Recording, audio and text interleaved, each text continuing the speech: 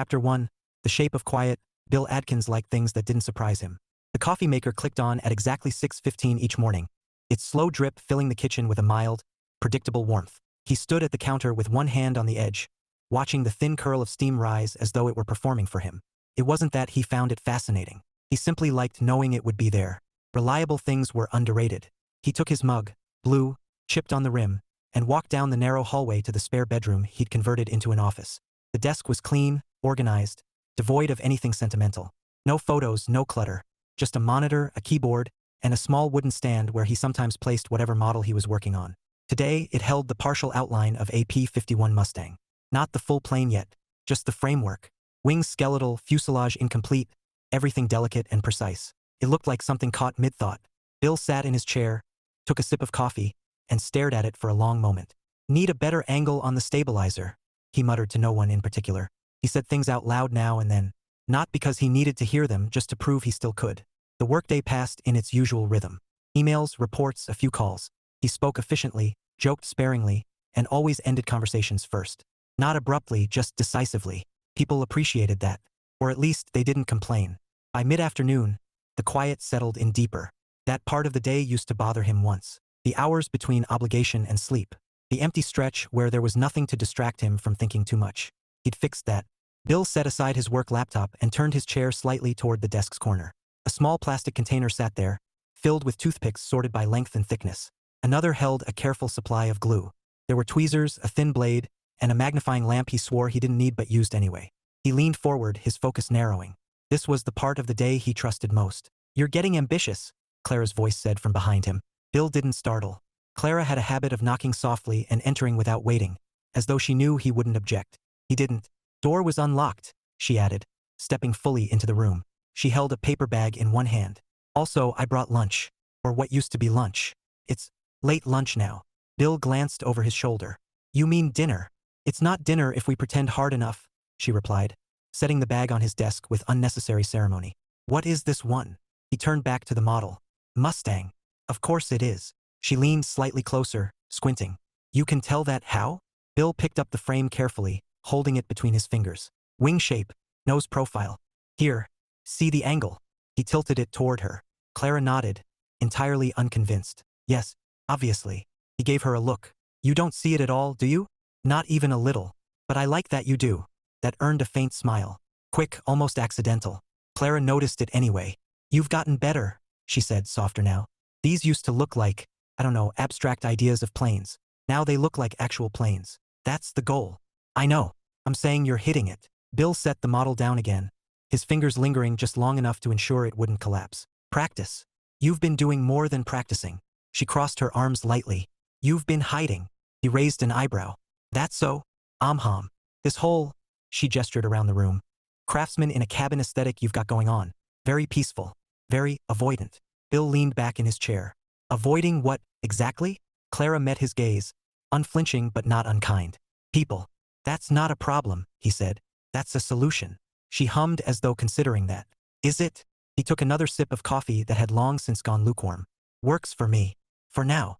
Bill shook his head slightly, turning back to the model to signal a shift in conversation. "You didn't come here to critique my lifestyle." "No," she admitted. "I came to recruit you." He paused. "That sounds illegal." "It's not. It's for the library." "That somehow sounds worse." Clara laughed, setting the bag aside and pulling out a folded flyer. "They're hosting an art show. Local artists, hobbyists, people who glue things together and pretend it's high culture." Bill didn't take the flyer. "You're describing yourself." "I am describing us," she corrected. "And before you object, too late, I already talked to them." His shoulders tensed just a fraction. "Clara, they have space. Tables, display lighting, the whole thing." She placed the flyer carefully in front of him. "I told them about your planes." "You what?" "Relax. I didn't sign you up. I just mentioned you exist. I was doing a good job of not existing publicly." "That's exactly the problem." Bill let out a slow breath, leaning back again. "I don't need to display them. I make them because I like making them." "I know." She softened her tone. "And that's good. But you could let other people like them too." He glanced at the flyer despite himself. "What would I even say to people?" "The same things you say to me," she said simply. "That seems like a poor strategy." "It hasn't failed catastrophically yet. Give it time." Clara smiled, but there was something else behind it, something steadier. Bill, she said, quieter now. It's one afternoon. You stand there, talk about planes, maybe humiliate me by correcting everything I say in front of strangers. Then you go home and resume your very serious relationship with toothpicks. He exhaled through his nose. You make a compelling argument. I always do. There was a pause. Not uncomfortable, just open. Bill looked at the model again. The delicate structure. The hours of quiet built into it. Then he looked at Clara. Fine, he said at last. One afternoon. Her face lit up in a way that made the room feel slightly less contained. Really? Don't make it a big deal, he warned. Too late, she said, already reaching for her phone. This is absolutely a medium to large deal. Bill shook his head, but the corner of his mouth tugged upward again. As Clara launched into logistics and plans he only half listened to, Bill found himself glancing back at the unfinished Mustang. For the first time in a while, the quiet didn't feel quite as fixed as it used to, and he wasn't entirely sure that was a bad thing. Chapter 2, an exhibit of small braveries. Bill had underestimated how long it would take to prepare for one afternoon. That's what he kept calling it in his head, like simplifying the phrase might shrink the reality of it. One afternoon. A small thing, barely worth noticing. Except now his dining table was covered in aircraft. He stood at the edge of it with his arms folded, staring down at the lineup like a commander inspecting troops he hadn't meant to recruit. There were 5 finished models, 6 if he counted the Mustang, which he'd stayed up later than usual to complete. It had cost him sleep, which he didn't appreciate, but the wings were right now. Balanced. True. That one's new, Clara said from behind him. He didn't turn around. You're getting predictable. You left the door unlocked again. I knew you were coming. That's not why you leave it unlocked. He considered that, then shrugged slightly. Habit. Clara stepped beside him, setting down a long, flat box. Or optimism. Bill gave her a sidelong glance. Let's not go too far. She smiled, but she was already leaning over the table, examining the models. You did more than you said you would. You said to bring a few, he replied. I didn't know what qualifies as a few in art show terms. This qualifies as impressive, she said simply. Bill shifted his weight, uncomfortable with the word. It's just something to fill time. Clara hummed thoughtfully. You ever notice how people say that when they don't want to admit they care? I don't. You care, she cut in gently. You measure angles with tweezers, Bill. That's not casual indifference. He opened his mouth to argue, then closed it again. There wasn't a version of that conversation he could win. Instead, he picked up the Mustang, turning it slightly in his hands. This one took longer. I can tell. She paused, then added quietly, You brought it with you, didn't you? He glanced at her. To the show. No, she said softer now. Before this, with everything, there was a beat of silence that felt heavier than it should have. Bill cleared his throat. You said you had boxes. Clara blinked, then nodded briskly, stepping back into motion. Right? Yes. Logistics. My favorite language. She opened the box she'd brought, revealing a neat arrangement of foam inserts and compartments. We'll transport them in here. Keeps everything stable. She started lifting the models one by one, handling them with surprising care. You've done this before, Bill observed. Not exactly this, she said, placing the Spitfire gently into place. But I've helped people show things they didn't think anyone would want to see. And they were always wrong, she replied. Bill watched her work, feeling something unfamiliar flicker under the surface. Not discomfort, not quite, something like anticipation. He didn't trust it. The library smelled faintly of paper and carpet cleaner, the kind of scent that suggested effort rather than success. Tables had been arranged in loose rows, white cloths draped over each one in a way that tried for elegance but landed somewhere closer to practical compromise. Bill stood behind his assigned table, hands resting lightly on the edge. The models were arranged in a shallow arc, each one positioned with more intentionality than he'd admit if asked. Clara hovered nearby, pretending to adjust a sign that had already been straightened. You've been fixing that for 5 minutes, he said. It's a very demanding sign. It says, Bill Adkins, handcrafted models. And it still needs work, she insisted, nudging it half an inch to the left. He shook his head. You're nervous. Excuse me, she scoffed. You're the one about to interact with strangers. I'm just here for moral superiority. Bill snorted lightly despite himself. That tracks. The first visitors drifted in slowly, hesitant at first. A couple paused at a watercolor display across the room. Someone else lingered near a table of knitted scarves. Bill stayed still, watching without appearing to watch. You don't have to do anything yet, Clara said under her breath. Just exist. I'm excellent at that. I know. Try expanding the skill set. He gave her a mild look, but before he could respond, a man in a worn baseball cap stopped in front of the table. He leaned forward, squinting slightly. These made out of wood? Bill straightened a little. Toothpicks.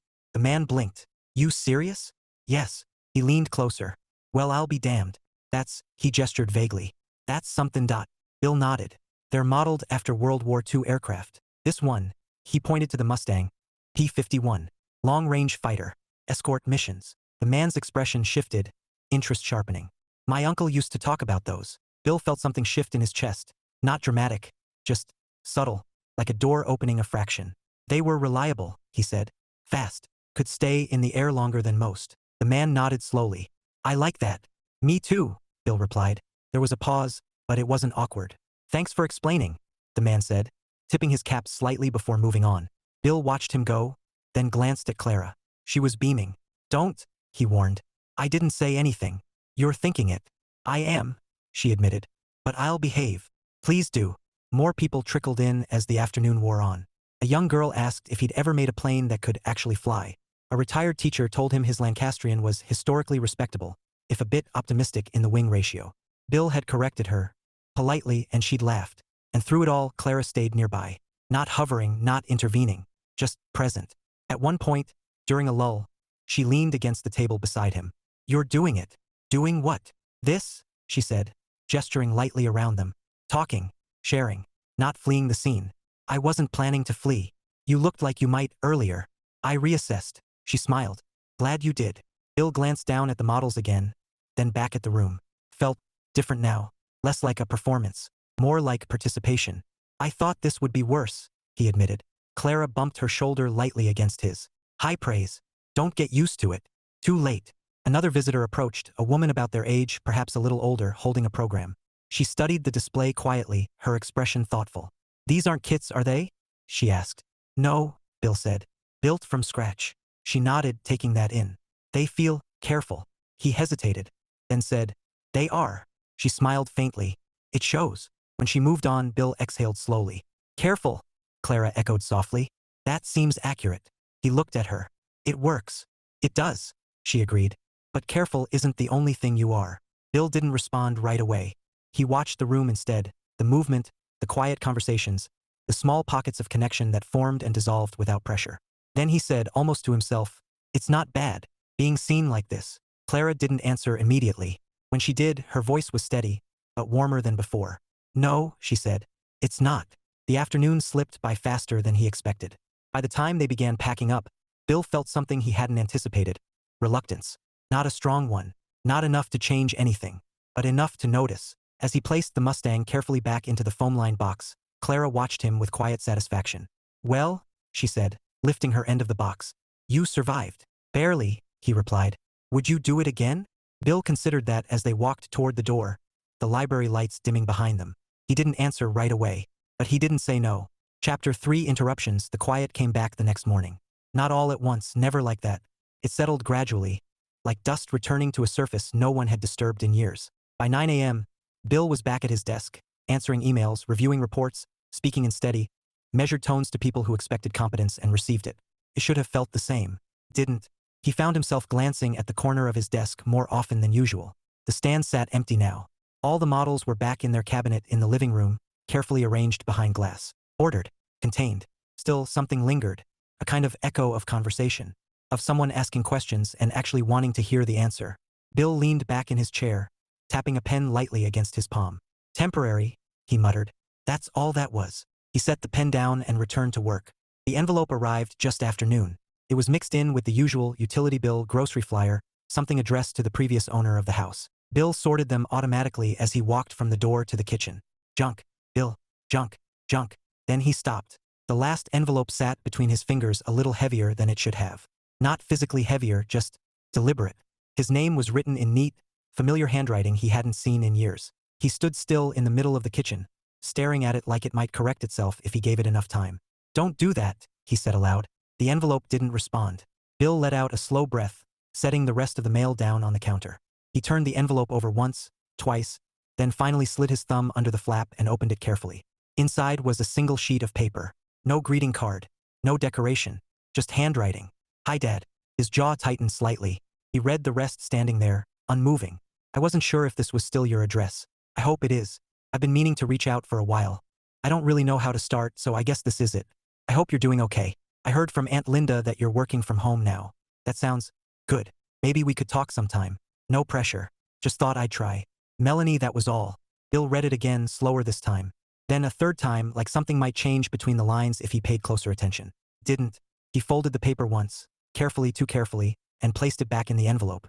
For a moment, he just stood there, holding it, his thumb pressed against the crease he'd made. No pressure, he repeated quietly. He let out a short, humorless breath. Right? Clara knocked this time. Not her usual soft tap and enter. A real knock.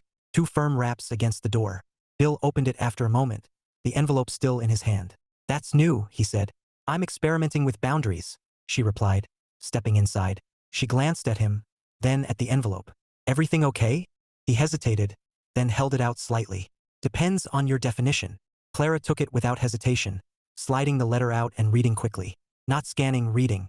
Her expression shifted subtly, the corners of her mouth tightening. When did this come? She asked. Just now. And you opened it immediately? I stood in the kitchen for a while pretending not to, he said. Then I gave up. She nodded slowly, folding the letter back along the same crease. How do you feel? Bill made a small, dismissive motion with his free hand. I don't know. It's a note. Not exactly a conversation. It could be the start of one. It could also be a one-time event that leads nowhere, he countered. Clara leaned against the wall, arms crossed loosely. That's true. He blinked at her. You're not going to argue? Not with facts. She tilted her head slightly. I'm more interested in what you want it to lead to. Bill looked past her, toward the hallway, as if the answer might be written somewhere on the walls. That's the problem, he said after a moment. I don't know if I get to want anything. Of course you do. Do I? He turned back to her. I spent years trying to stay in contact. Calling, sending things, making an effort.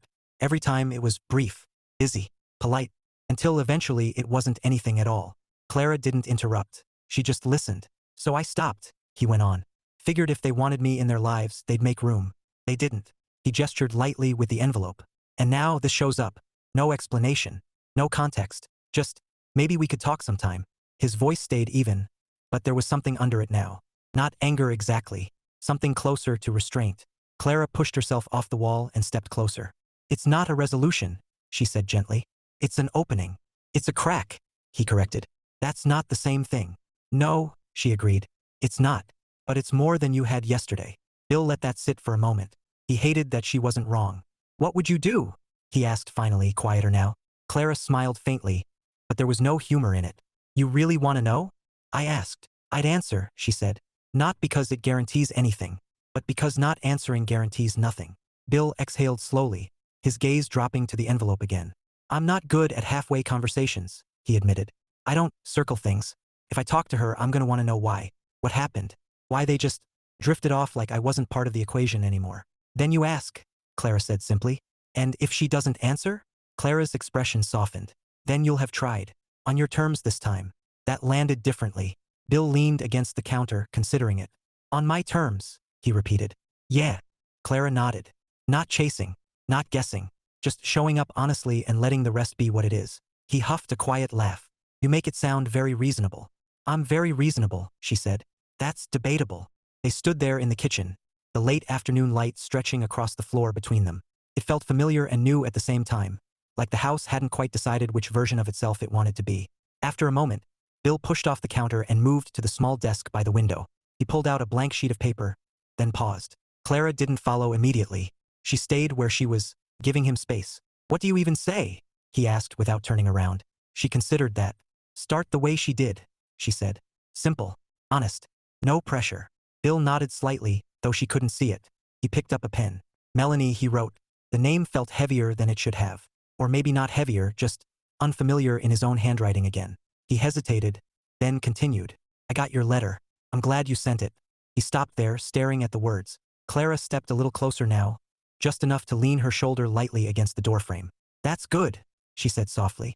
It's nothing, he replied. It's a start. Bill looked down at the page, then added another line. I'd like to talk. He didn't write anything else right away. The room was quiet again, but it didn't feel as fixed as it had that morning. After a long moment, he set the pen down. That's enough, he said. Clara nodded. It is. He folded the paper carefully, placing it into a new envelope. As he sealed it, he felt something shift. Not relief, not certainty. Just movement. Small, measured, but undeniable. As he turned back toward Clara, he caught her watching him. Not with expectation, but with something steadier. Something patient. What? He asked. Nothing, she said, though the corner of her mouth lifted slightly. Just, You're not as careful as you think you are. Bill frowned faintly. That doesn't make any sense. Give it time, she replied. And for once, he didn't argue. Chapter 4 Misplaced Wings. The letter went out the same afternoon. Bill didn't linger over it. He didn't reread it at the mailbox or second-guess the wording once it slipped through the slot. He let it go the way you let go of something fragile, carefully, deliberately, and without chasing it once it was no longer in your hands. That's done, he said to himself on the walk back to the house. The sentence felt incomplete. It would stay that way. The next morning, he woke 5 minutes before the coffee maker clicked on. That annoyed him. Bill lay there staring at the ceiling, waiting for the machine to start, but the waiting itself felt different, like he was listening for something else layered underneath it. You're not waiting for coffee, he muttered. The machine clicked. The drip began. He got up. Routine steadied him, but it didn't settle him the way it usually did. His attention kept splitting, work here, thought there, a faint awareness of something unresolved just outside his reach. He lasted until mid-afternoon before giving in. Bill turned his chair away from the computer and reached for the cabinet in the living room. The models sat neatly in their glass case, arranged in precise formation. He stared at them for a long moment. Then he opened the case and pulled out the Mustang. You again, he said quietly, setting it on his work table. The protective calm of the hobby came quicker than he expected. Measurements, adjustments, the careful angle of wing support. It all demanded just enough attention to push everything else aside. Except it didn't fully push it aside. Not this time. He adjusted the stabilizer slightly, frowning. The balance was off. Not by much, but enough that it bothered him. Come on, he muttered, reaching for the tweezers. The piece slipped. Not dramatically. Not a collapse. Just enough. The right wing dipped lower than it should have, pulling the entire structure off alignment. The delicate symmetry he'd spent hours building tilted into something subtly wrong. Bill froze, the tweezers hovering uselessly in the air. Well, he said flatly. That's unfortunate. He set the tool down and leaned back. Normally, this was the part where he'd fix it. Patiently, methodically, undoing the mistake and restoring the balance. He didn't move. Instead, he stared at it, irritation tightening across his shoulders. It's fixable, he told himself. He still didn't reach for it. Clara didn't knock this time. She stepped inside, glanced at him, then straight at the table. Oh no, she said, voice softening immediately. What happened? Bill gestured toward the Mustang without looking at her. Wings off. I can see that, she replied gently, stepping closer. What went wrong? He shrugged. Lost the angle. Clara leaned over the model, examining it without touching. It doesn't look that bad. It is. You've fixed worse. He didn't answer. That got her attention. Clara straightened slowly, crossing her arms. Okay, she said. That tone right there. That's not about the plane. Bill exhaled sharply. It's about the plane. No, she said calmly. It's about what the plane is standing in for. That's a stretch. Is it? He finally looked at her, a flicker of something sharp in his expression. Not everything is symbolic, Clara. She met his gaze evenly. Not everything.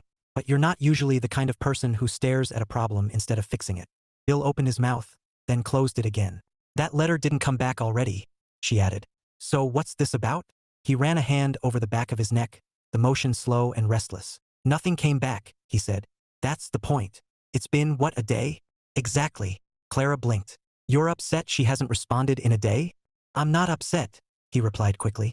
You're staring at a crooked wing like it personally offended you, she said. You're upset. He turned his attention back to the model, jaw tight.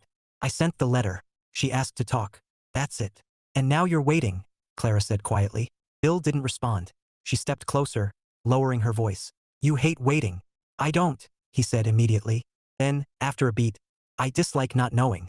That's the same thing, she replied. No, it's not. Waiting is passive. Not knowing is. He stopped, searching for the right word. Unstable. Clara nodded slowly. And you like things stable? Yes. They both glanced at the model. Except right now, she said. You've got something unstable and you're choosing not to fix it. Bill let out a breath he hadn't realized he was holding. I fixed the wrong thing, I make it worse. That's true, she said simply. He looked at her, surprised by the immediate agreement. That's not reassuring. I'm not trying to reassure you, she said. I'm saying you already know how this works. She gestured toward the model.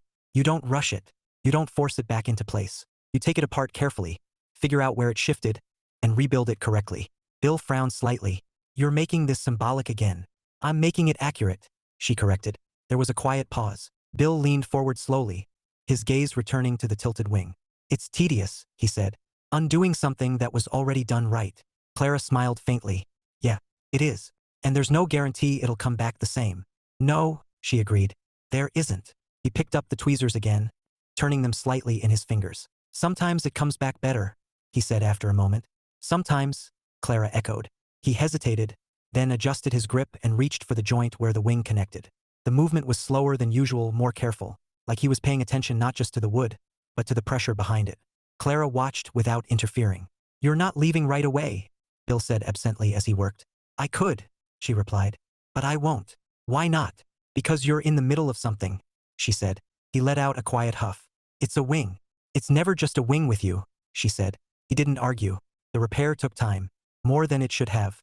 He removed the connection, cleaned the excess adhesive, reset the angle piece by piece until the alignment began to return. Clara eventually moved to the kitchen, making coffee without asking. When she came back, she set a mug down beside him. You're quieter when you're concentrating, she said. I'm quieter when I'm not talking. That too, she said lightly. Another adjustment. A pause. Careful press. Bill leaned back finally, studying the result. The wing was straighter now, not perfect yet, but closer. Balanced enough to hold its shape.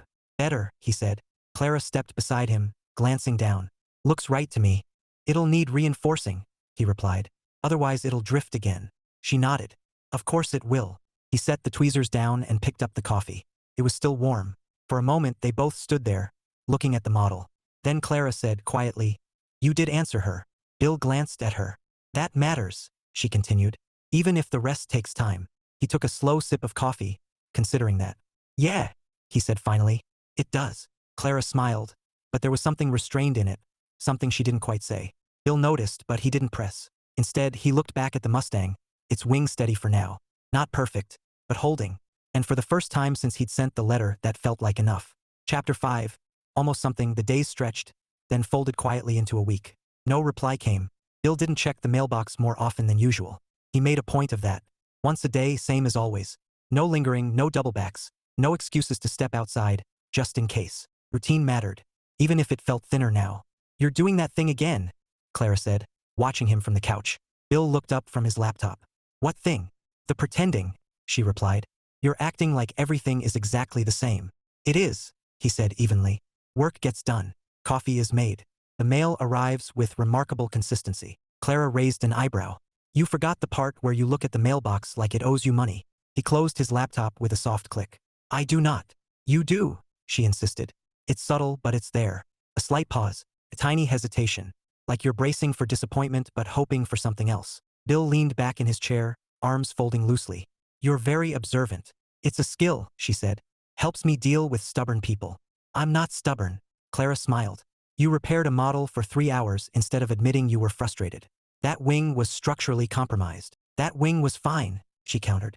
You weren't. He exhaled, but there was no real irritation behind it. You're going to keep doing that, aren't you? Translating everything into something deeper. Only when it's obvious, she said lightly. Which, to be fair, is most of the time with you. Bill shook his head, but his gaze softened. You're enjoying this. A little, she admitted. You're harder to read when you're pretending you don't care. And now you care just enough that it leaks out around the edges. He tilted his head, considering her. That's not a comforting analysis. It's not meant to be comforting, she said. It's meant to be accurate. There was a pause, not uncomfortable, just lingering. Clara sat forward, resting her elbows on her knees. So, she said more gently, what are you going to do while you wait? I'm not waiting. You are. I'm existing, he corrected. Fine, she said. What are you going to do while you exist? Bill glanced toward the glass cabinet. Work on the next one. Clara followed his gaze. Another plane? Of course another plane. She leaned her head slightly to one side. What if you didn't? He frowned faintly. That would defeat the purpose of the hobby. Not necessarily, she said. What if you taught it instead? Bill stared at her. No. You didn't even consider it. I don't need to. Clara stood and moved toward the cabinet, pulling it open before he could object. Hear me out. I'd prefer not to. Too late, she said, lifting out the Spitfire and holding it up between them. You explain things clearly. You like precision. You already spent half the art show answering questions. That was situational. That was you being good at something you don't realize you're good at, she corrected. Bill pushed himself up from the chair, walking over to take the model from her. Answering casual questions is not the same as teaching. Why not? Because teaching implies structure, responsibility, people expecting you to know what you're doing. You do know what you're doing, Clara said. He gave her a look. That confidence feels misplaced. She laughed softly. I watched you explain the difference between two aircraft by tracing the shape of a wing in the air. A 10-year-old understood you. That kid was very attentive. That kid was bored until you started talking, she pointed out. Bill hesitated. He remembered that. The girl with the curious eyes, leaning in when no one else had managed to hold her attention longer than 30 seconds. That's different, he said, though less firmly now. How? He looked down at the model in his hands, turning it slightly. Because she didn't expect anything from me. Clara softened.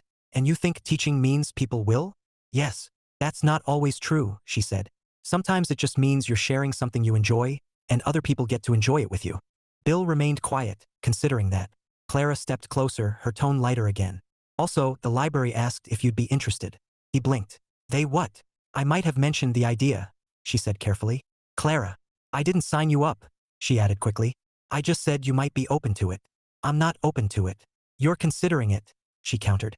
I am not. She crossed her arms, studying him. You are. I can see it happening in real time. Bill exhaled sharply, running a hand through his hair. I don't need more things. It's one workshop, she said. An hour, maybe two. You show people how to start. Basic structure. Nothing complicated. People will expect answers. You'll have them. And if I don't? She shrugged lightly. Then you'll say, I don't know. It's a very useful phrase. Bill glanced at her. You use it often? Constantly, she said. It keeps me humble. He huffed a quiet laugh despite himself. Clara smiled. There it is. What? That sound, she said. You do that when you're almost convinced. I'm not convinced, he replied, though the edge had softened. Almost then. Bill walked back to the table, setting the Spitfire down carefully. I don't want to commit to something I can't follow through on. Clara's expression shifted, more serious now. You always follow through. That's not the point. What's the point then? He hesitated. Then quieter.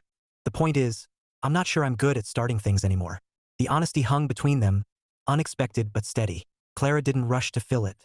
Instead, she said gently, You started something when you answered her. Bill looked up. That wasn't easy, she continued. But you did it anyway. That's different. Is it? Yes, he said, though the certainty had thinned. Clara stepped closer, her voice soft but unwavering. Bill, you've been living in a space where nothing changes unless you allow it to. That worked for a while. Protected you. He didn't argue. But now, she went on, you've got things moving again. Small things, maybe. A letter. Conversation. An art show. She smiled faintly. A very reluctant social appearance. He gave her a look. Reputation matters. Clearly, she said, amused. My point is, you're already in motion. This? She gestured lightly toward the table. It's just another step. Bill looked down at the models, then back at her. And if I don't want another step? He asked. Clara met his gaze. Something unspoken in her expression now. Something quieter, but deeper. Then don't take it, she said simply. But don't pretend it's because you can't. The room fell still.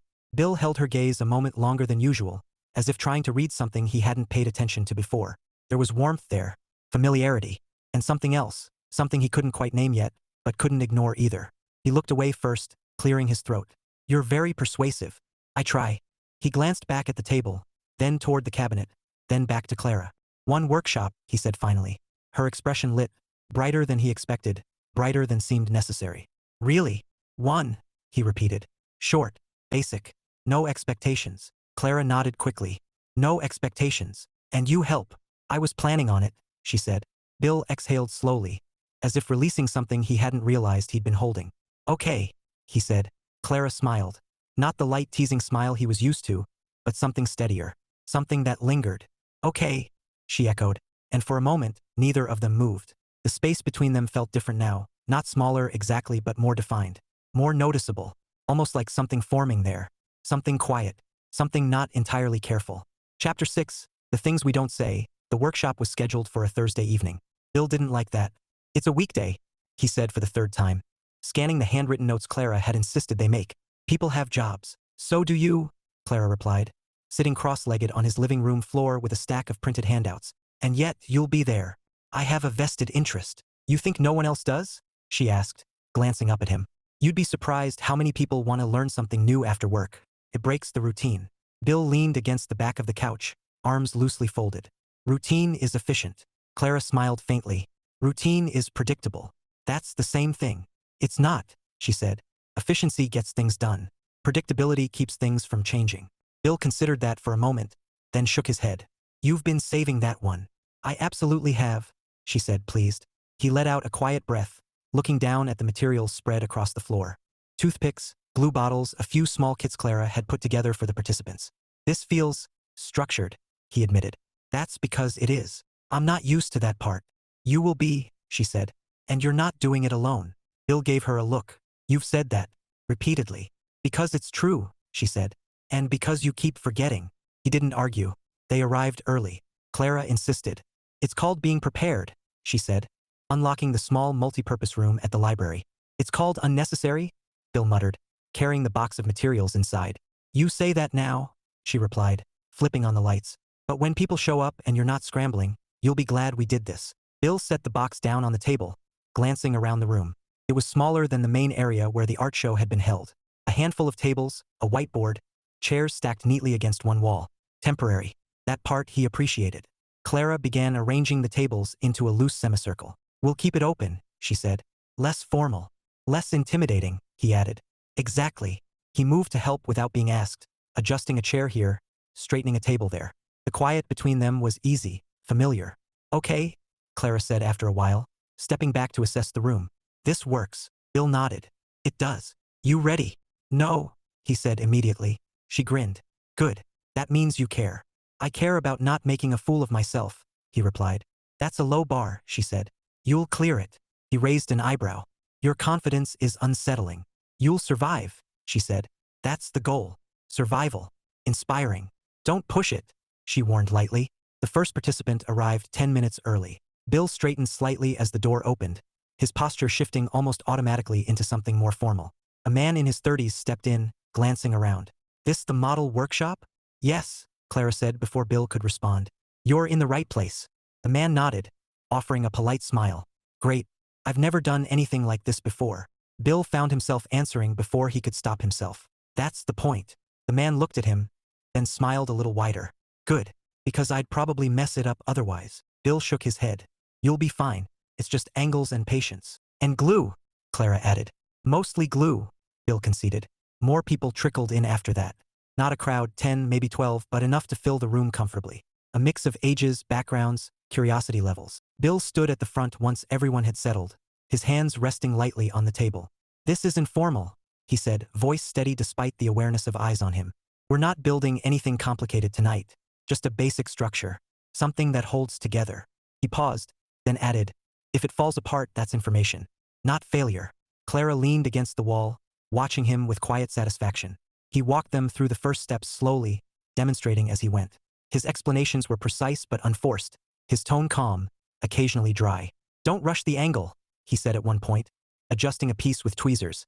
If it's slightly off here, it stays off everywhere. A woman at the table near the window frowned at her own attempt. Mine's already off. Bill stepped over, bending slightly to look. No, it's just early, he said. He adjusted the placement gently. See? Now it lines up. She blinked, then smiled. Oh, that's much better. It usually is when you slow down, he replied. Clara bit back a smile at that. The room filled with quiet focus, punctuated by small bursts of conversation. Laughter when something collapsed, satisfaction when it held. Bill moved between the tables, answering questions, offering small corrections. He didn't notice the time passing. It was halfway through the session when Clara saw the shift. Bill was leaning over one of the tables, explaining something to a teenager who looked both frustrated and determined. He was patient. More patient than he thought he was, she suspected. And then he smiled. Not the brief, almost accidental half-smile she'd grown used to. A real one. It was there for a few seconds, then gone. But she saw it. Clara looked away quickly, busying herself with reorganizing supplies that didn't need reorganizing. You doing okay over here? Bill asked, stepping back toward her. She glanced up, her expression composed. I should be asking you that. I'm fine, he said. You're more than fine, she replied lightly. You're actually enjoying yourself. He hesitated, then gave a small nod. It's not bad. Clara leaned her hip against the table. High praise again. Don't get used to it. Too late, she said. There was a flicker of something in her tone. Something quieter, less playful. Bill noticed, but before he could say anything, her phone buzzed softly in her pocket. She pulled it out, glancing at the screen. Her expression changed. Not dramatically, but enough. Bill caught it immediately. What is it? Clara hesitated. It's just, hold on. She stepped slightly to the side, lowering her voice as she read the message again. Bill waited, the faint warmth of the room cooling slightly around the edges. After a moment, she looked up. It's from your son, she said. Everything in Bill stilled. What? He asked, more sharply than he meant to. Clara held out the phone. He messaged me. He asked for your number. Bill stared at the screen but didn't take it. You're in contact with him? He asked. No, she said quickly. Not really. He reached out once a couple years ago, just to confirm something about you. It didn't go anywhere. But he still had my number. Bill's jaw tightened slightly. And now, Clara swallowed. Now he says he wants to talk to you. The noise in the room, the quiet conversations, the soft laughter, felt suddenly distant. Bill rubbed the back of his neck, his mind catching up in pieces. Did you give it to him? He asked. No, she said. I told him I'd ask first. He nodded slowly, processing. Both of them, he thought. Not in the same way, not at the same time, but circling back. Of course they are, he muttered. Clara studied him carefully. Bill, he exhaled, steadying himself. Give it to him, he said. Are you sure? No, he admitted. But I'm not going to stop it either. Clara held his gaze for a moment, then nodded. Okay. She turned slightly, typing a brief reply. Bill glanced back at the room. The participants were still working, still focused, unaware that anything had shifted. Everything okay? One of them called out. Bill blinked, then nodded. Yeah, he said, his voice steady again. Keep the angle tight. It'll hold better. They returned to their work. Clara slipped her phone back into her pocket, stepping beside him once more. You don't have to deal with this tonight, she said softly. You can just finish the workshop. Bill looked at the structures taking shape on the tables, fragile, uneven, but holding. Then he looked at her. I started this, he said quietly. I'll finish it. Clara nodded. And as he turned back to the room, moving toward the next table, something in the air felt different again. Not settled, not resolved, but open, wide enough for something to change, whether he was ready for it or not. Chapter 7, a different kind of risk. Bill slept poorly that night. Not in the restless, pacing kind of way. He'd had enough years of that to recognize it when it came, but in a quieter, more persistent way. He drifted in and out, never fully settling, his mind circling the same thoughts without landing on any of them long enough to bring clarity. By morning, the house felt smaller. He stood at the kitchen counter with his coffee, staring at his phone where it lay face down beside the sink. It hadn't rung. It hadn't vibrated. It hadn't done anything. That somehow felt louder than if it had. You're going to wear a hole through the counter, Clara said from the doorway. Bill didn't jump this time. He just glanced over, then back to the phone. It's holding up fine, he said. That's not what I meant. Usually isn't, he replied. Clara stepped into the kitchen, watching him for a moment before crossing to the cabinet for a mug. She moved easily in his space now like she had a place there, which he realized she did. That thought stayed with him longer than expected. You hear from him? She asked, not looking at him as she poured coffee. Bill shook his head. No. And that surprises you? No, he said. Then, after a beat, yes. She nodded slightly, turning back to face him. That's fair. He picked up the phone, turned it over in his hand, then set it back down without unlocking it. He asked for the number. That doesn't mean he's going to use it right away. Or at all, Clara said. Bill gave her a look. I'm not being negative, she clarified. I'm being realistic. I was doing that already. Were you? She asked gently. He exhaled, leaning back against the counter. I don't know what I'm doing. That's been true for a while, she said. That's not helpful. It's honest, she replied. Bill studied her for a moment. You're very comfortable with uncertainty. Clara leaned her hip against the counter across from him. No, I'm not. I just don't avoid it as much as you do. That sounds like the same thing. It's not, she said. Avoiding uncertainty doesn't make it go away. It just delays it. Bill let that settle. He picked up his coffee, taking a slow sip. So what would not avoiding it look like? Clara smiled faintly. You really want to know? I asked. It looks like you answering the phone when it rings, she said. Even if you don't like what's on the other end. And if it doesn't ring? She shrugged lightly. Then you keep living your life instead of waiting for it to. Bill glanced at her, something thoughtful in his expression. That sounds simple. It's not, she said. It's just clear. He nodded slowly. For what it's worth, she added softer now. You've already done the hard part. Have I? You opened the door, she said. Twice. Bill looked down at his hands, at the faint calluses on his fingers from hours of careful work. Feels like I'm just standing in the doorway. Clara didn't respond immediately. Then quietly, maybe, but you're not alone there. He looked up. She held his gaze just a second longer than usual. Then she pushed herself off the counter. Come on, she said, shifting the tone deliberately. You've got work. I've got things to do that I've been ignoring while babysitting your emotional progress. I don't need babysitting, he said. You absolutely do. I don't. You asked me what uncertainty looks like 15 seconds ago, she reminded him. That was theoretical. Sure it was, she said, smiling as she headed toward the door. Bill watched her go. Clara, he called. She paused in the doorway, turning back. Yeah, he hesitated. For a moment, it almost looked like he wouldn't say anything. Then, quietly, thanks. She blinked, caught off guard, not by the word, but by the way he said it. Yeah, she said after a second. Of course. And then she was gone. The call came that afternoon. No build-up. No warning. Bill was at his desk, reviewing a report he'd already read twice without really processing it. When his phone buzzed sharply against the surface beside him, he froze. The screen lit up. Adam. No last name. No extra context. Just the name. Bill stared at it, the sound of the buzz fading but the vibration lingering in his hand as he picked up the phone. Answer it, he said to himself. The phone buzzed again. He took a breath and pressed accept. Hello. There was a brief pause on the other end, the kind that carried weight. Then, hi. The voice was older, deeper, but unmistakable. Bill leaned back slowly in his chair, his grip tightening slightly on the phone. Hi. Another pause. Neither of them seemed eager to fill it too quickly. Sorry, I wasn't sure if you'd pick up, Adam said. Bill let out a quiet breath. I wasn't sure either. There was a faint exhale on the other end, something that might have been a small laugh. Yeah, Adam said. That tracks. Bill felt something ease, just a fraction. How'd you get the number? He asked. Clara, Adam replied. She said it was okay to reach out. Yeah, Bill said. She told me. Another pause. Then, more carefully, I got your letter. Bill straightened slightly. You did. Yeah. Adam shifted on the other end, the movement audible through the line. I didn't know you'd respond. I mean, I hoped you would, but I wanted to, Bill said simply. That seemed to land.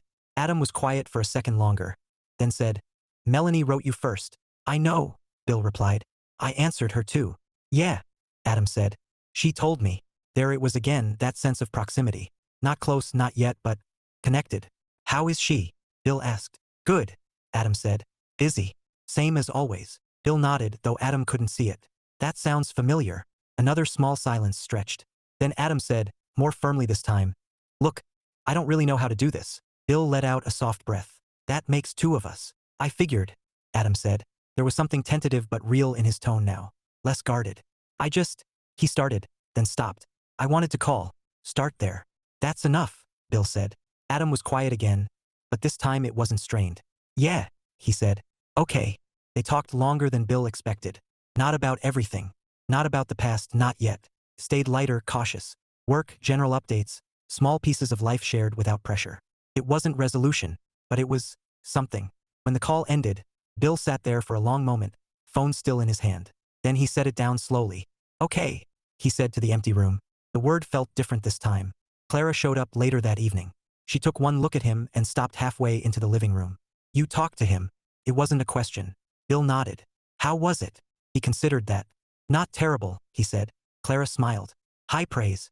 Consistent, he replied. She stepped closer. That's really good, Bill. He nodded again, but his gaze lingered on her now. I meant what you said this morning, he said. She tilted her head slightly. About uncertainty? No. He hesitated. About not being alone in it. Clara's expression softened. You're not, she said. The space between them shifted again. Closer now. Not physically, not much, but something in the air had changed. The familiarity between them had always been there, but now it felt defined. Noticeable in a way it hadn't been before. Bill took a small step forward. Clara didn't move back. For a second, just a second, it looked like he might say something more. Something that would push them past the easy balance they'd been keeping. Instead, he exhaled softly, the moment stretching but not breaking. Thank you, he said again. Clara held his gaze. You don't have to keep thanking me, she said quietly. I know, he replied. Neither of them looked away. The moment lingered, close enough to something neither of them quite touched. Not yet. And for once, Bill didn't retreat from it. He just stood there and stayed. Chapter 8.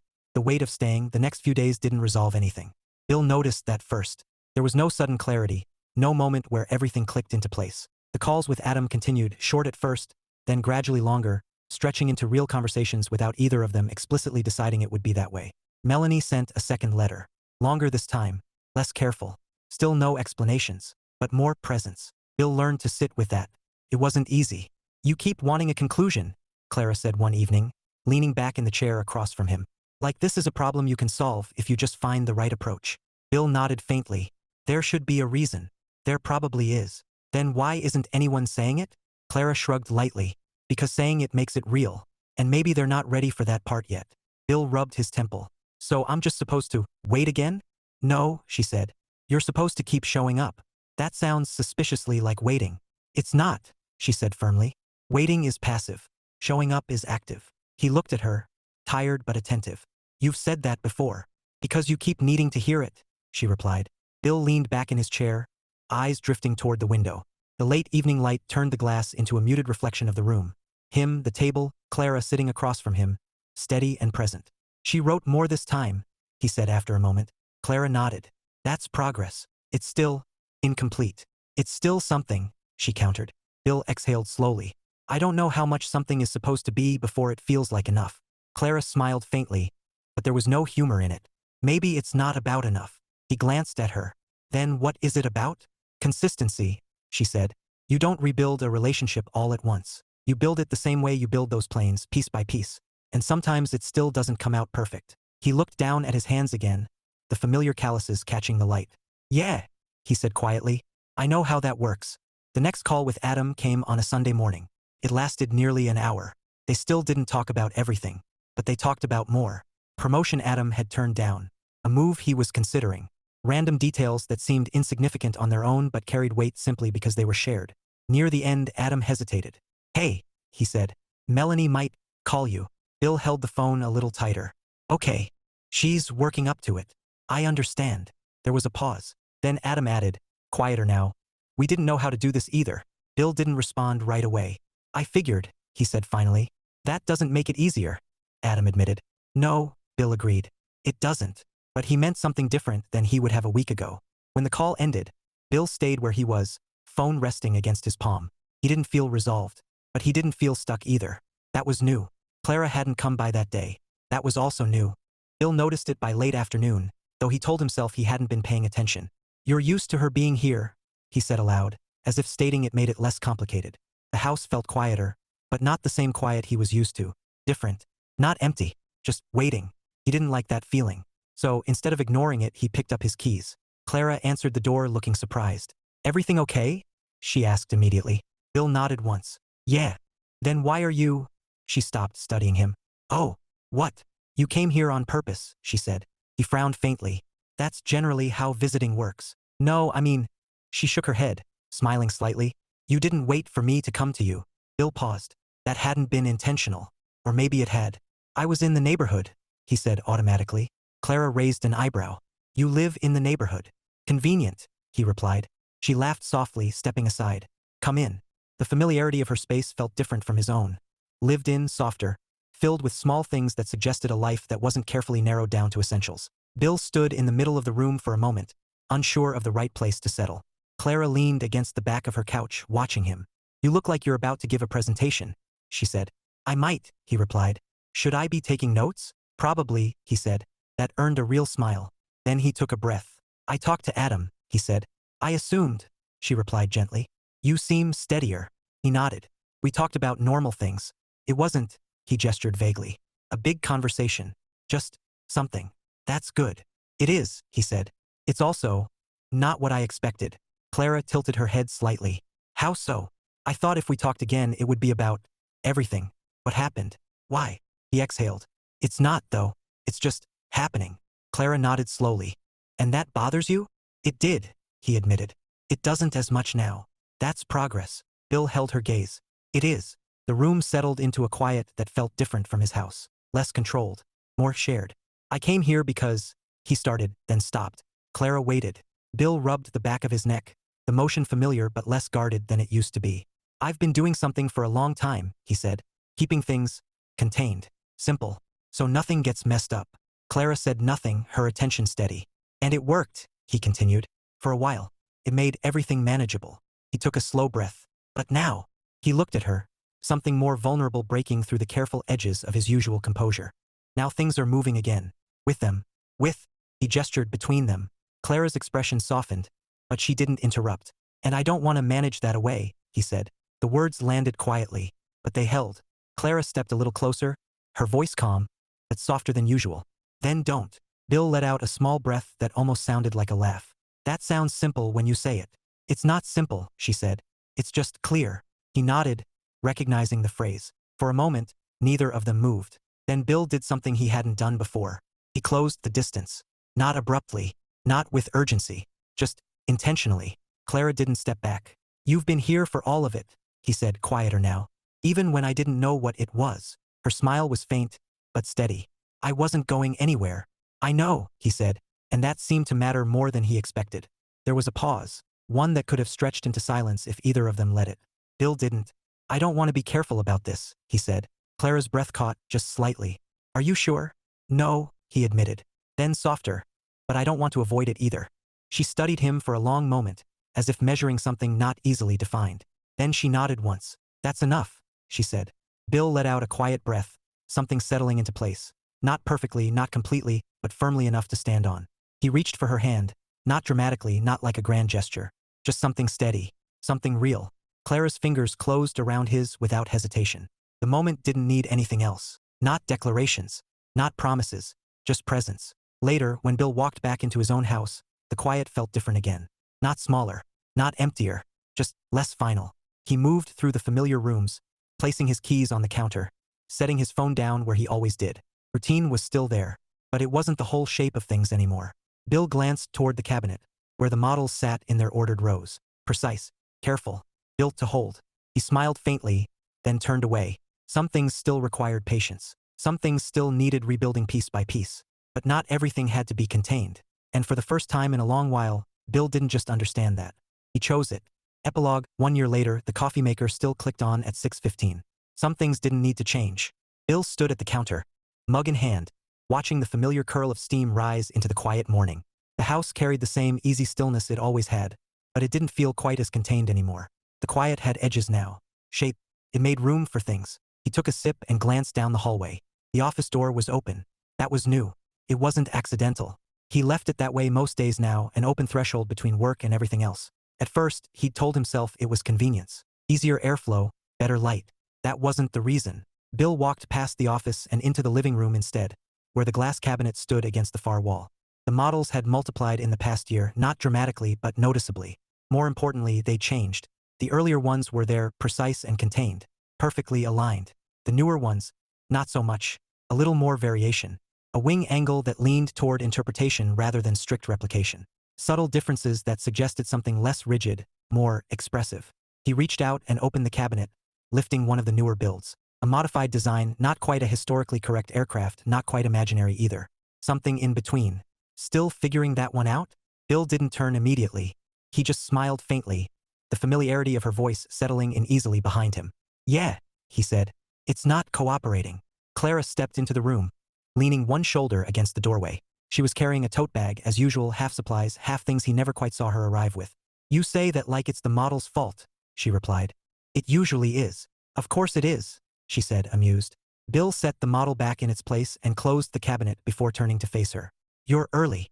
You're predictable," she shot back gently. "I figured you'd be up." "Accurate." She crossed the room, setting her bag on the table. "You've got the workshop tonight." "I do." Clara smiled. "You're not complaining about that anymore." "I adapted. That's one word for it." "It's the correct one," he said. Clara watched him for a moment, her expression quietly satisfied. "You've had a full group every time this month. They keep signing up," he said, as if that remained slightly puzzling. "Because you're good at it," she replied simply. Bill shrugged lightly, though the corners of his mouth lifted. "They don't seem worse off for attending." "High praise." Clara let that sit, then glanced toward the kitchen. "Coffee? Already made," he said, gesturing. "Of course it is," she said, amused.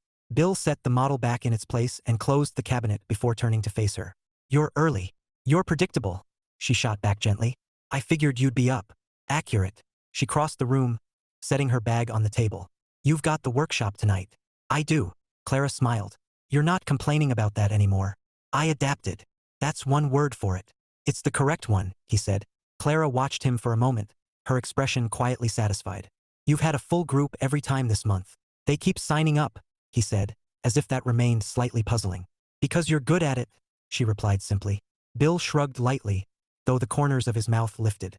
"They don't seem worse off for attending." "High praise." Clara let that sit, then glanced toward the kitchen. "Coffee? Already made," he said, gesturing. "Of course it is." She moved past him easily, the rhythm of her presence blending into the space without disruption. She didn't ask where things were. She already knew. Bill stayed where he was for a moment longer, watching her. That too had become routine. The call came later that afternoon. Bill recognized the number immediately. "Hey," Melanie said, her voice still carrying that faint edge of hesitation, but thinner now, less guarded. "Hi," he replied. They'd been talking for months now. Not every day, not even every week sometimes, but regularly, consistently. The first conversation had been short, careful, much like Adam's had been. But unlike before, they didn't stop after that. They kept going. And somewhere along the way, the distance shifted. Not gone, but shorter. "How was the workshop last week?" she asked. Bill leaned back in his chair, the phone tucked lightly against his ear. "Full group. One guy tried to build something twice as complicated as what we were doing." "That sounds like you," she said. "It does," he admitted. He regretted it halfway through. Melanie laughed softly. It was an easy sound now. Not forced. Not cautious. "How's Adam?" Bill asked. "Busy," she said. "He's still deciding about that move." Bill nodded faintly. He mentioned it. They didn't fill each other in on everything. But enough. There was a pause then, one of the more natural ones, no longer something that needed to be rushed through or avoided. "Hey," Melanie said, quieter now. "I was thinking, I might come by next month." Bill didn't respond immediately. Not because he didn't want to, because he did. But because he took the words seriously now. Didn't rush them. "That would be good," he said. "Yeah," she replied. "I think so too." Another quiet pause. Then gently, "We can just keep it simple." Bill smiled faintly. "I'm good at simple." "I know," she said. And something about the way she said it, familiar, certain, settled deeper than the words themselves. That evening, the workshop filled quickly. Bill stood at the front of the room, arranging materials as participants trickled in. Some were new, some weren't. A few nodded to him in recognition. That too had become part of the rhythm. Clara stood off to the side, organizing supplies, occasionally stepping in to help without needing direction. "Busy night," she said, glancing around. "They usually are," he replied. "You sound surprised every time." "I am," he admitted. Clara laughed quietly. "You shouldn't be." Bill looked around the room, the small crowd gathering, the low hum of conversation beginning to build. "I'm getting used to it," he said. Clara glanced at him, something warm and steady in her expression. "Yeah," she said. "You are." The workshop began like the others had. Simple instructions, careful demonstrations, quiet encouragement. But it carried something else now. Confidence. Not loud, not showy, just present. Bill moved through the room, adjusting angles, answering questions, occasionally stepping back to let people figure things out on their own. "Don't rush it," he said, repeating the phrase that had become second nature. "If it's off here, it stays off everywhere." Clara caught his eye across the room and smiled.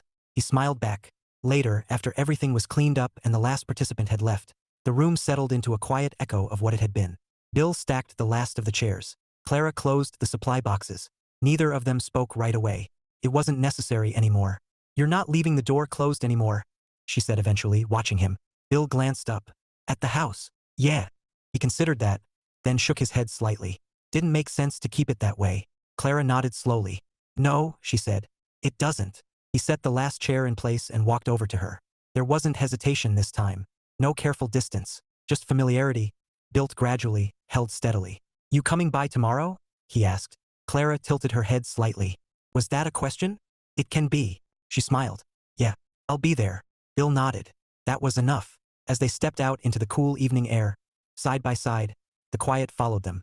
But it didn't close in the way it used to. It stretched, made space, held things. Bill glanced once at the dim glow of the library behind them, then ahead. There were still pieces to build, still things not fully aligned, still questions unanswered. But the structure held. And this time he didn't need it to be perfect, just strong enough to stay.